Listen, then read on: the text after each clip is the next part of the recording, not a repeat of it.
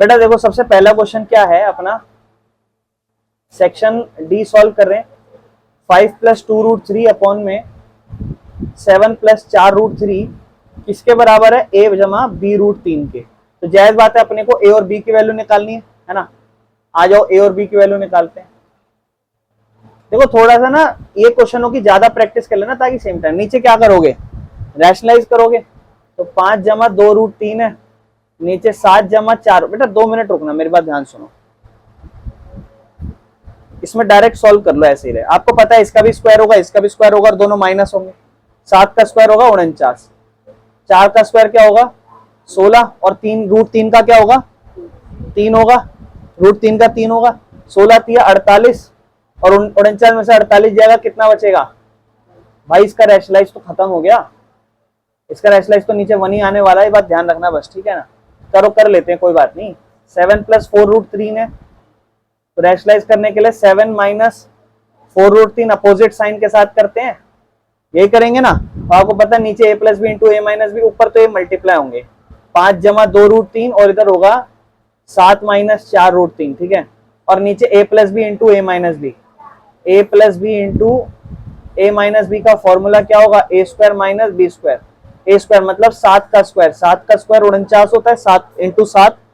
और जब आप इसका पूरे का स्क्वायर निकालोगे तो 4 और √3 तीनों दोनों का स्क्वायर करोगे। 4 का स्क्वायर 16 होगा, √3 का स्क्वायर, स्क्वायर से रूट करके 3 आ जाएगा, 16 तिया 48 हो जाएगा बेटा। माइनस में 48 लिख दोगे, कोई प्रॉब्लम।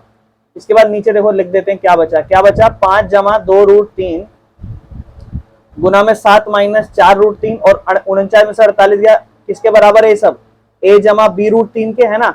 अब इसको सॉल्व करना है बेटा, बस कुछ नहीं करना, बस सॉल्व करना है और कुछ भी नहीं करना।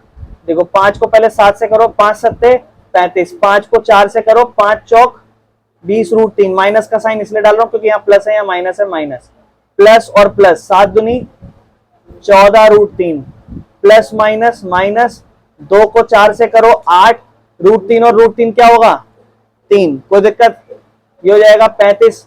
इसको देखो माइनस का 20√3 है, प्लस में 14√3 है, और इधर है 8 या 24, 35 में से 24 गया, कितना बचा 11, ठीक है ना। इसके बाद प्लस माइनस माइनस, 20 में से 14 गया 6√3। ये सॉल्व इसीलिए हो पाए क्योंकि रूट के अंदर सेम नंबर था। ये किसके बराबर है, a जमा b√3 के। उस हिसाब से a की वैल्यू क्या हो गई 11, b की वैल्यू क्या हो गई, बहुत बढ़िया, b की वैल्यू -6। कोई दिक्कत मेरे भाई, बस इतना करना है। 5 नंबर मिलेंगे भाई, देखो 5 नंबर इस टाइप का ऐसा नहीं आएगा, कुछ खतरनाक पूछ सकता है, बेसिक पे रहना अपने, समझ रहे हो। इसी के और ऑप्शन में दे रखा है ऐसा एनसीईआरटी में क्वेश्चन, क्या दे रखा है बेटा। देखो मैंने आपको एक चीज पहले बोली है कि कुछ ना चीजें ऑलरेडी याद करे करो। याद क्या मतलब, मैं समझा देता हूं पहले। कह रहा सॉल्व करो, 4 है बेटा, 216 है, और 216 में -2/3 है, कोई दिक्कत नहीं है। प्लस में इधर क्या है 1, इधर है 256, क्या है पावर -3/4, प्लस इधर क्या है 243 और इधर है -1/5। आपको मैंने एक बात बता रखी है, बताओगे क्या बात बता रखी है, कि इसमें जो नीचे का नंबर है वही पावर बनाना, इसमें जो नीचे का नंबर है वही पावर बनाना, जो नीचे का नंबर है वही पावर। बार बार मैंने कराते हुए यही बात बता रखी है। 216 6 की पावर 3 होती है, पता है। अब 256 किसकी पावर 4 करूं, चलो पावर 4 नहीं पता, लेकिन 16 का तो स्क्वायर होता है, तो 16 किसका होता है 4 का, 4 की पावर 2 के ऊपर पावर 2, टोटल 4 पावर हो गई, यानी कि 4 की पावर 4 होती है।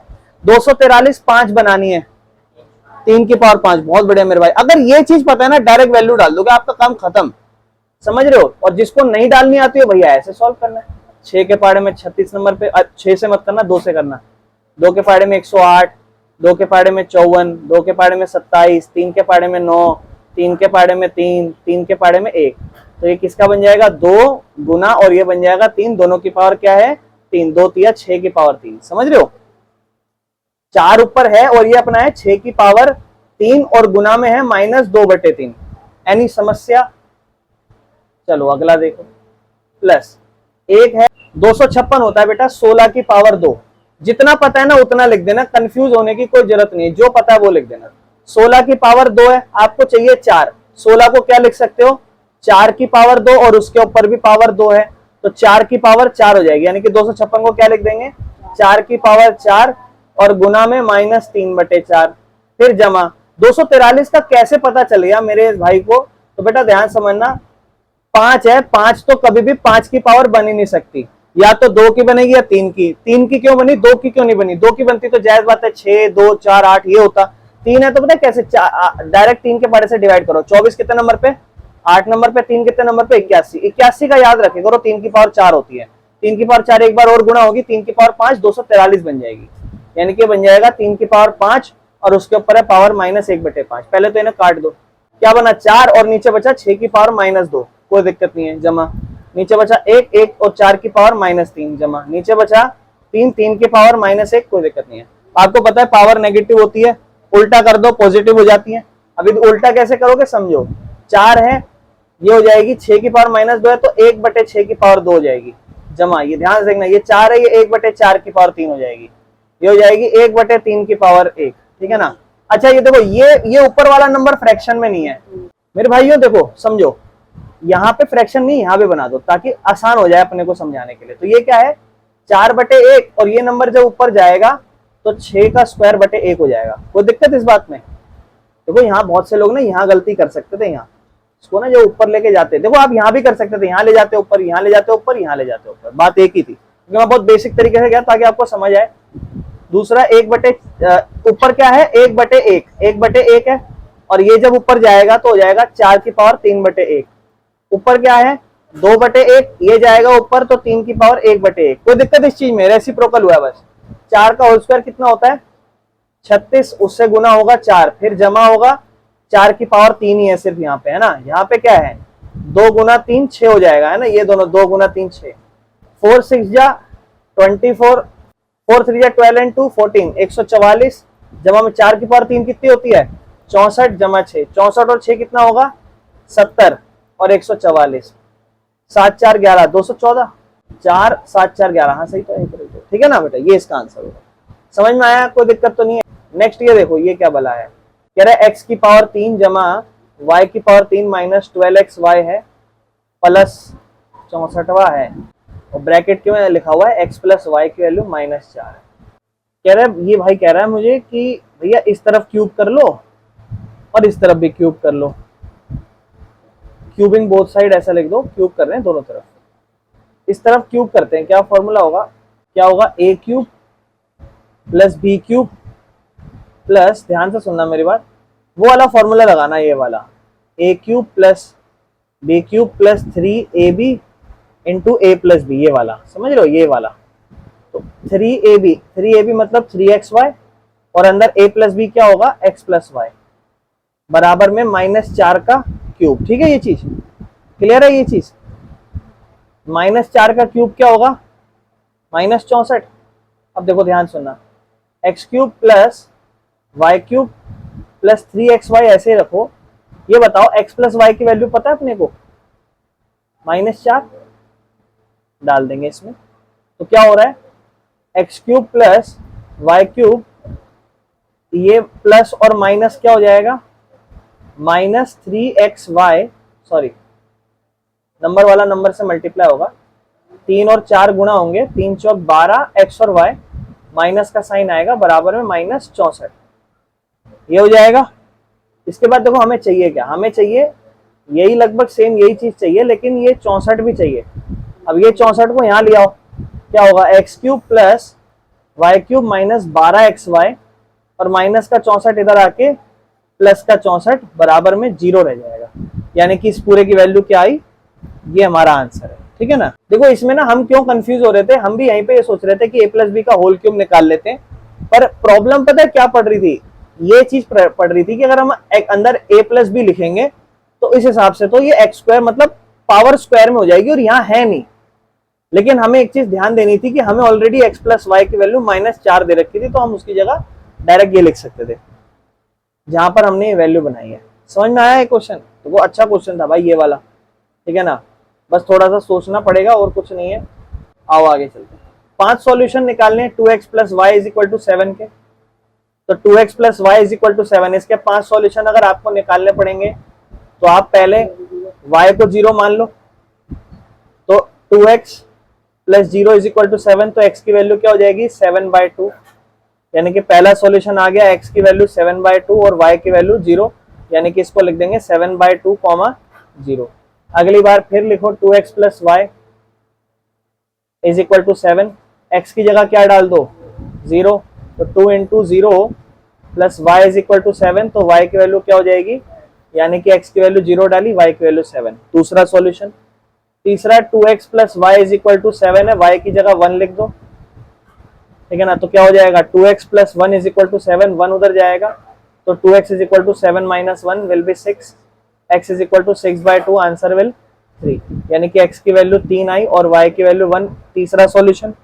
और क्या कर सकते हो भाई, 2x plus Y is equal to 7, अब की बार y की जगह 3 लिख दो, y की जगह 3 लिख दो, तो 2x ये हो जाएगा, 3 उधर जाएगा, तो क्या होगा 2x is equal to 7 minus 3, 4 हो गया, x is equal to 4/2, answer will be 2, यानी कि 2,3 चौथा आंसर।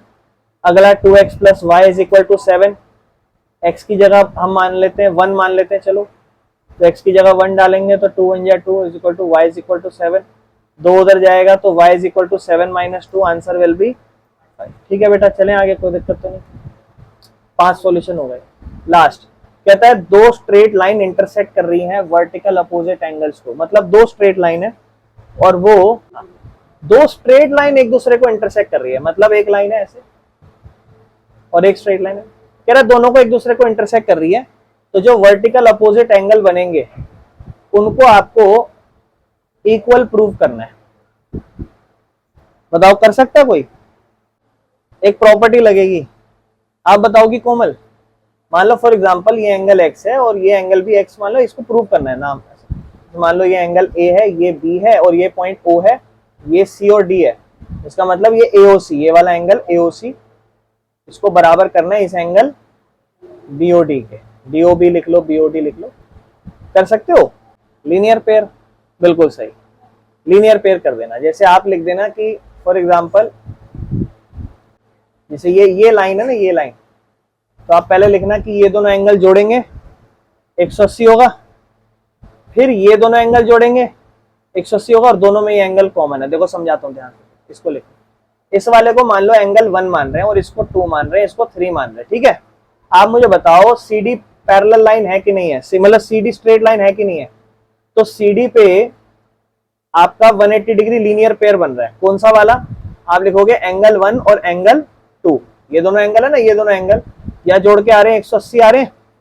यहां से एंगल 1 की वैल्यू निकाल लो, क्या हो जाएगा एंगल 1 की वैल्यू 180 माइनस 2, है ना। कोई दिक्कत इस चीज में, इसको ऐसे ही छोड़ दो, ठीक है।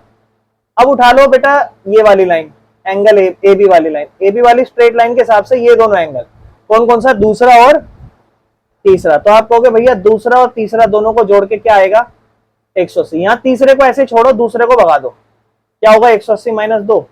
अब आप खुद सोचो 180 माइनस 2, 180 माइनस 2 दोनों 1 और 3 के बराबर है, इसका मतलब एंगल 1 किसके बराबर है, एंगल 3 के। हो गया वर्टिकल अपोजिट एंगल, ठीक है, कोई दिक्कत तो नहीं मेरे भाई। यहां पर हमने सेक्शन डी लगभग समझ लिया सारा, ठीक है बेटा। इसके बाद हमारा लास्ट सेक्शन ई है, इसमें 2-3 क्वेश्चन है, केस स्टडी टाइप 3 क्वेश्चन है, जिसमें से शायद हमें करने 2 ही होते होंगे ना, मेरे ख्याल से, पता नहीं 3 ही है शायद, 3 ही करने होते हैं। तो बेटा एक एक करके इन्हें सॉल्व करते हैं, बड़े ही ध्यान से समझना। देखो केस बेस्ड क्वेश्चन है, तो ये कुछ ज्यादा मुश्किल नहीं है, कुछ खास नहीं होता, बेसिक से होते हैं।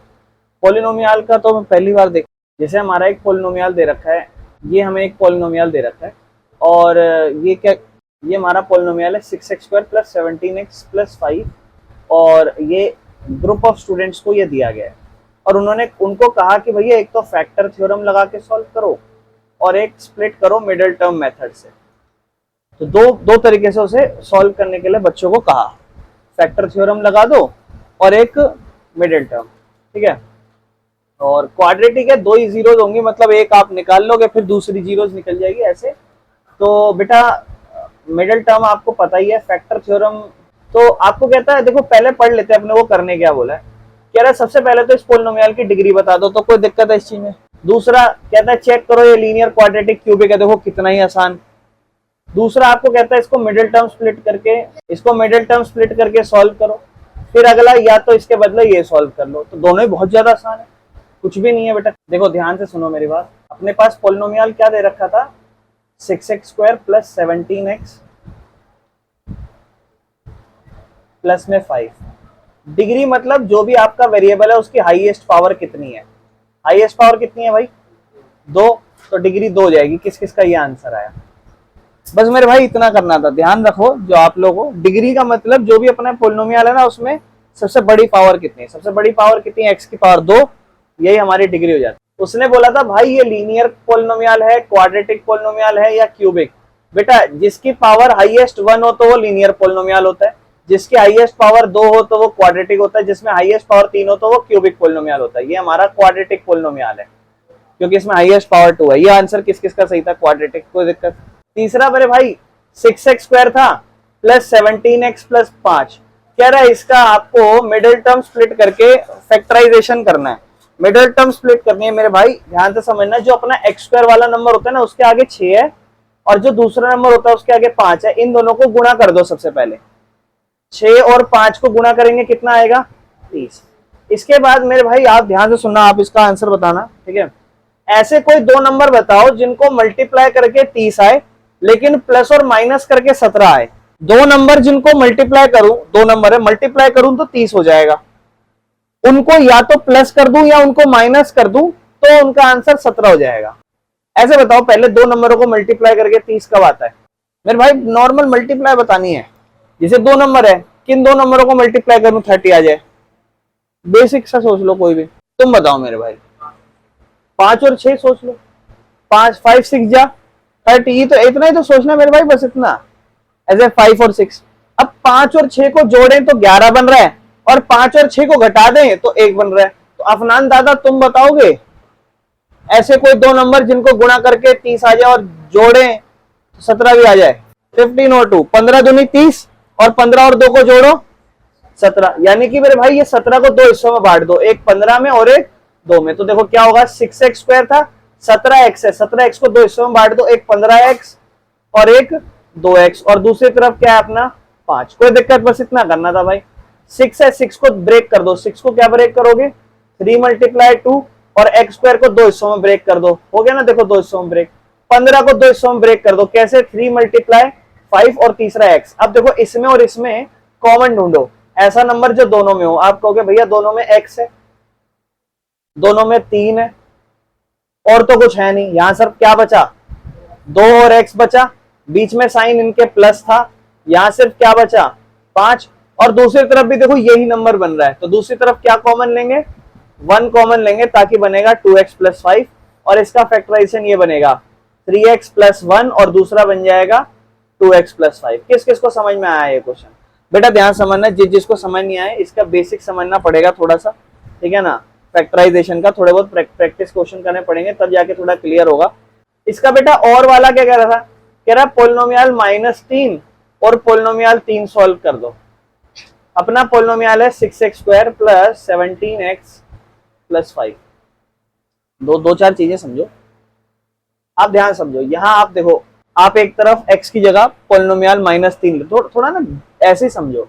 एक तरफ आप लिखोगे पोलिनोमियल के अंदर -3, सॉल्व करोगे बहुत बड़ा जाएगा। एक तरफ लिखोगे पोलिनोमियल 3, मैं दोनों तरफ लिख देता हूं। तो देखो 6x स्क्वायर की जगह क्या लिखोगे? -3 का स्क्वायर प्लस 17x की जगह क्या लिखोगे? -3 प्लस इस तरफ क्या लिखोगे? 5। पोलिनोमियल ऑफ 3 की जगह क्या लिखोगे? 6। x की जगह लिखोगे 3 का स्क्वायर प्लस 17, फिर इधर x है इसकी जगह क्या लिखोगे? 3 और फिर इधर क्या लिखोगे? 5। अब देखो समझो, आपको इनको जोड़ना है। बेटा ये दोनों कट जाएंगे अगर आप सोच पा रहे हो तो, क्योंकि ये प्लस माइनस माइनस का साइन है और ये प्लस और प्लस प्लस का साइन है, तो कट जाएंगे यहीं पे। समझ लो, क्योंकि प्लस माइनस माइनस होगा, माइनस का क्या हो प्लस, ये तो कट जाए। ये नहीं कटेगा मेरे भाई, और ये भी नहीं कटेगा क्योंकि 5 और 5 10 हो जाएगा। और ये एक बार सॉल्व कर लो बस। 3 का स्क्वायर क्या होता है? 9। 9 इंटू 6 क्या होगा? 54। 54 और 54 108, यानी कि डायरेक्ट आंसर 118 हो गया। बस समझ रहे हो, बस इतना ही करना। नहीं तो बेटा एक एक करके सॉल्व कर लेना, कोई दिक्कत नहीं है। किसी ने करा था ये वाला आंसर? बहुत बढ़िया मेरे भाई। चलो आओ अगले पे चलते हैं। अपने को डेटा दे रखा है और क्या कह रहा है? देखो ये फ्रीक्वेंसी टेबल बनाना है। याद है मैंने आपको सिखाया था फ्रीक्वेंसी टेबल, इन सबको एक साथ इकट्ठा कर दोगे। लेकिन ये थोड़ा अलग हो सकता है, क्लास इंटरवल वाला भी हो सकता है, ठीक है ना। कहता पहले तो कितने बच्चे हैं जो टीवी देख रहे हैं 2 घंटे, तो गिन लो भाई 2 वाले। 40 बच्चे हैं ना जिन्होंने 2 घंटे देखा, एक बच्चा और 2 बच्चा, 3 बच्चा, 4, 5, 6, 7, 8, 9, और कोई है? कर लेना एक बार चेक, बाकी 9 आ जाएगा। कह रहा कितने बच्चे हैं जो 4 घंटे देख रहे हैं? 4 घंटे आ जाओ। अच्छा एग्जैक्टली 2 है, इस बात का जरूर ध्यान रखना। 1 हो गया, 2 हो गया, 3 हो गया, 4 हो गया, 5 हो गया, 6 हो गया, 7। अब कह रहा है इसका टेबल बना दो, नहीं तो इसके और ऑप्शन बोल रहा है कितने बच्चे हैं जिन्होंने एटमोस्ट 4 घंटे देखे टीवी। इसका मतलब बताओगे? ये वाला ज्यादा आसान है, वो मत करना, मैं तो आपको कहूंगा ये वाला ज्यादा, उसमें तो टेबल बनानी पड़ेगी। इसमें आपको ऐसे ही गिन गिन के बता दोगे। एटमोस्ट का मतलब पता होना चाहिए। एक होता है एटलीस्ट, एटलीस्ट का मतलब पता है क्या होता है? हिंदी में तो पता होगा क्या होता है, कम से कम। मान लो आपके घर में मामा या चाचा बाचा आ गए, आप रोटी वोटी खिला रहे हो उन्हें, तो आप अपने मामा को बोलोगे मामा ज्यादा से ज्यादा 2 रोटी खाना, और या आप बोलो मामा कम से कम 2 रोटी तो खाना।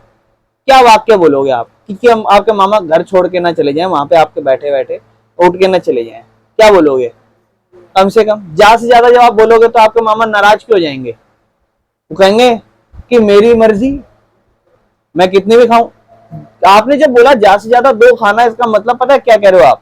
कि 2 से ज्यादा मत खा लेना, 2 से ज्यादा मत खा। तो आप क्या बोल रहे हो कि ज्यादा से ज्यादा 2 खाना, मतलब 2 से ज्यादा नहीं खा, 2 से कम खा सकते हो। हाँ, मैं बोल रहा हूँ भाई ज्यादा से ज्यादा आपका कितना नुकसान होगा? 100 रुपए का। इसका मतलब मैं आपको एक लिमिट बता रहा हूँ कि 100 रुपए से ज्यादा नुकसान नहीं होगा, लेकिन उसका मतलब मैं ये भी कह रहा हूँ कि 100 से कम में ही हो जाएगा। समझ रहे हो? तो यहाँ जब ये लिखा है कि ऐसे बच्चे बताओ जो ज्यादा से ज्यादा 4 घंटे देख रहे हैं, इसका मतलब 4 घंटे वाले तो आएंगे, 3 वाले भी आएंगे, 2 वाले भी आएंगे, और अगर कहीं 1 है तो 1 वाले भी आएंगे। तो वो सब गिनने हैं आपको, यानी कि 1 वाले, 2 वाले, 3 वाले और 4 वाले भी गिनने हैं, और सब गिन के बता देना। तो ये ज्यादा आसान है, इसमें आपको टेबल वेबल नहीं बनानी पड़ रही। पर एटमोस्ट का मतलब पता होना चाहिए आपको। एटमोस्ट मतलब ज्यादा से ज्यादा, और कल को पेपर में एटलीस्ट लिखा हुआ आ जाए, मतलब उससे अगर यहाँ लिखा हुआ होता है कि भाई कम से कम बंदा 4 घंटे तो देखे, इसका मतलब 3 घंटा चलेगा नहीं, कम से कम 4 देखना चाहिए। 4 से ज्यादा देख ले क्या? हाँ कोई दिक्कत नहीं है, 4 से ज्यादा देख सकता है, लेकिन कम से कम 4 होना चाहिए। समझ रहे हो? जैसे बोलो ना कि कम से कम आपको 5 चैप्टर तो करके आने चाहिए, तो इसका मतलब क्या है? आप बोलो भैया मैं तो 6 की सोच रहा था, तो मैंने कहा बेटा ये कम से कम 4 में इंक्लूड है। लेकिन कोई बच्चा बोले कि मैं किसी को बोलूं कि यार ज्यादा से ज्यादा 2 घंटा तो पढ़ो, तो मैं आपको बोल रहा हूँ कि ज्यादा से ज्यादा 2 घंटा पढ़ो, इसका मतलब 2 घंटे से ज्यादा मत पढ़ो, 2 घंटे से कम पढ़ो, या फिर 2 घंटा पढ़ो। समझ रहे हो? तो ये वो वाला केस है, लेकिन आपको तो ये भी ट्राई करना है। समझ रहे हो ना? ये भी ट्राई करना है आपको, ठीक है ना? उसके बाद बेटा देखो मैं सिर्फ समझा रहा हूं, आप ट्राई कर लेना। सबसे पहले पता है क्या करो, पहले डेटा पढ़ लो किस चीज का है ना। तो आपको कह रहा है कि एक टीचर ने रिकॉर्ड करा कि बच्चे कितने घंटे 40 बच्चों में से एक हफ्ते में टीवी देखने में व्यतीत कर रहे हैं। आजकल कम देखते हैं ना टीवी भी। तो आप बस यहाँ लिखना, जब आप टेबल बनाओगे, देखो मैं साफ सुथरा बनाता हूँ, इसको 3 सेक्शन में डिवाइड कर देना भाई, ठीक है? वैसे तो 2 ही सेक्शन में करना होता है, पर 3 सेक्शन में क्यों ना, चलो ठीक रहेगा है। पर एक देखो एक चीज ध्यान में, अब हम स्टेटिस्टिक्स पढ़ रहे थे, स्टेटिस्टिक्स में हम लोग ना क्या कहते हैं, अब देखो ध्यान समझना, ये अपना टेबल बनेगा। वैसे तो 2 से काम हो जाता है, 3 से जरूरत नहीं पड़ती, पर फिर भी थोड़ा 3 वाला बना लेना। 3 वाले में क्या करना, क्या ना, ध्यान समझना। सबसे पहले तो देखो हो क्या रहा है कि आप आर्स पता लगा रहे हो, तो यहां लिख देना नंबर ऑफ आर्स, ठीक है? फिर उसका टेलीमार्क्स, टेलीमार्क्स सबको आता है ना लिखना, है ना? जैसे 1 लिखना हो 1, 2 लिखना हो 2, 3 लिखना हो 1, 2, 3, 4 लिखना हो 1, 2, 4, और फिर 5 लिखना हो तो 5, और फिर एक 6, ऐसे आता था ना मेरे। अच्छा, और यहाँ पे लिखेंगे कि कितने बच्चे हैं, वो नंबर ऑफ स्टूडेंट्स जिनके आवर्स की बात हो रही है। अब घंटे कितने, 1 घंटा, 2 घंटे, 3 घंटे, 4 घंटे, 5 घंटे, 6 घंटे टोटल। तो 1 घंटे वाला आपने डाटा पता लगाया। अब आपको क्या करना है, 1 घंटे में पता लगाना, पता लगाया आपने? 1 घंटे में कितने, 7, 4 है जी। तो फॉर एग्जाम्पल 4 है, तो 1, 2, 3, 4, और यहाँ लिखना है 4। 2 घंटे के कितने, 9, तो यहाँ लिख दो 1, 2, 3, 4, 5, 6, 7, 8, 9। 3 घंटे के कितने हैं, 7, 8, 8, 1, 2, 3, 4, 5, 6, 7, 8। अगला बोलो जी 4 घंटे, 7, 1 2 3 4 5 6 7, 5, 1 2 3 4 5 6 7, ओ सॉरी एक ज्यादा हो गया, अगला 7 बेटा 6। अब देखो सुनो सुनो, वैसे तो कंफर्म होगा पर फिर भी ना अगला बताओ, चलो कोई नहीं बताओ, अगला जोड़ा 5, 1 2 3 4 5, तो यहाँ 5 लिख दो और यहाँ पर टोटल लिख देना ऐसे, और यहाँ टोटल कर देना इसका कितना आ रहा है।